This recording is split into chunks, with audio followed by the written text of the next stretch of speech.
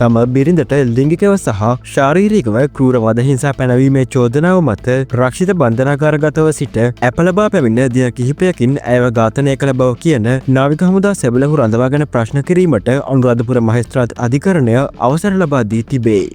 පූනෑව නාවික හමුදා කඳවුරට අනයුක්තව සේවය කළ 39 හැවිරිදිම සෙබලා විසින් 141 හැවිරිදි බිරිඳව ගසක බැඳ මිරිස් කුඩු ගසා පොල්මලක් ලිංගික ප්‍රදේශවලට ඇතුළත් කිරීමේ සිද්ධියක් සම්බන්ධයෙන් මීට පෙර අත්අඩංගුවටගෙන මාසයකට අධික කාලයක් රක්ෂිත බන්ධනාගාරගතව සිට ඇත.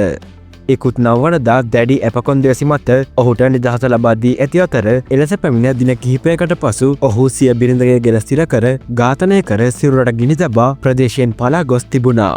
ඝාතනයෙන් දින 11ක් තිස්සේ පොලිසිය සහ නාවික හමුදා පොලිසිය මගහරිමින් සැඟව සිටි සැකකරු අත්අඩංගුවට ගැනීම සඳහා අධිකරණය විසින් විදෙස් ගමන් තහනමක්ද පනවා තිබූ අතර පසුව ඔහු නීතිඥවරයෙකු මාර්ගයෙන් පරසන්ගහවැව පොලිසියට භාර විය.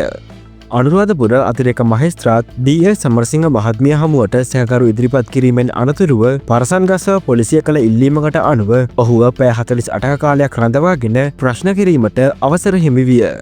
අනුරාධපුර කොට්ටාශ භාර ජ්‍යෙෂ්ඨ පොලිස් අධිකාරී තිරින හේවාපතිරණ මහතාගේ උපදෙස් මත පරසන්ගස්ව පොලිස් ස්ථානාධිපතිවරයා ඇතුළු නිලධාරීන් කණ්ඩායමක් මේ වන විට සිද්ධිය සම්බන්ධයෙන් වැඩිදුර විමර්ශන සිදු කරනු ලබනවා. මෙහි නවතම තොරතුරු සඳහා සබ්ස්ක්‍රයිබ් කර රැඳී සිටින්න අප සමග.